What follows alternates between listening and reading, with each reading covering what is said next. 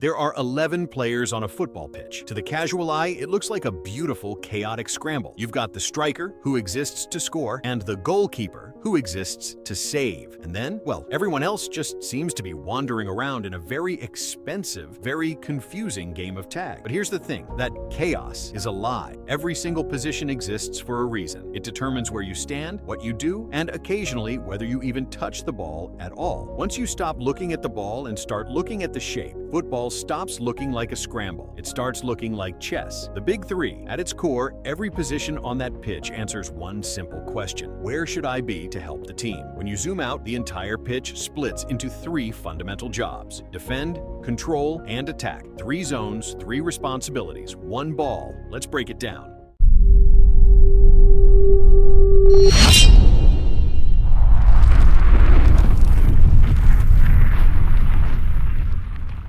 Last line. We start at the back with the goalkeeper. They are the only player allowed to use their hands, but only inside the penalty area and only under certain conditions. Fun fact, if a teammate passes the ball to them with their foot, they can't pick it up. That's a real rule. Their job used to be simple: keep the ball out of the net. But modern keepers, they're the first playmaker. They're the sweeper, the passer, and sometimes the only person on the pitch who isn't panicking.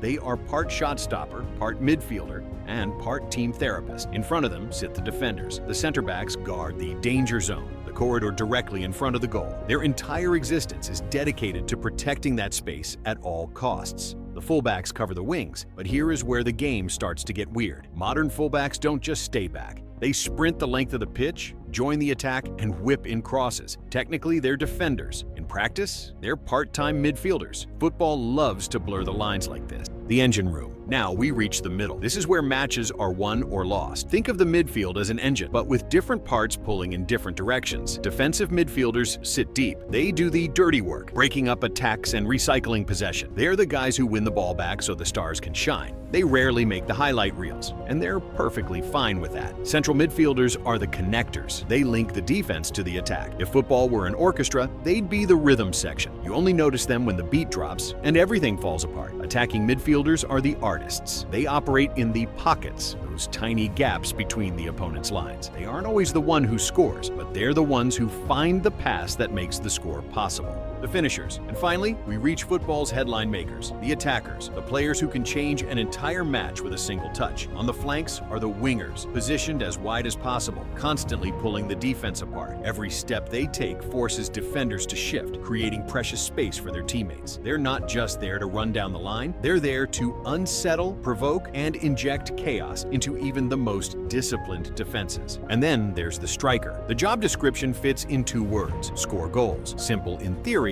brutally difficult in reality. When they're finding the net, they become the hero everyone remembers. But when the goals dry up, every missed chance feels louder, every touch is questioned, and the pressure spreads through the entire team. The secret of the pitch, which raises an obvious question. If scoring goals is the objective, why not simply put 11 strikers on the pitch? Because football isn't really about the ball, it's about space. The ball may capture our attention, but space decides everything. The real battle is fought in the empty grass surrounding the ball. Every position exists for a reason. Defenders protect space, midfielders connect space, attackers exploit space. While our eyes naturally follow the ball, the spaces around it are often what determine the outcome of the match. And this is where football reveals its deepest secret. Positions aren't fixed locations on a map. They're starting points. A winger may sprint 40 yards back to defend. A midfielder may burst into the box to score. A fullback may suddenly become an attacker. A position doesn't tell you where a player stands. It tells you what responsibility they carry. That's why 2 teams can line up in exactly the same formation and still play entirely different games. One team may suffocate you with relentless pressure, hunting the ball the moment it's lost. Another may sit patiently,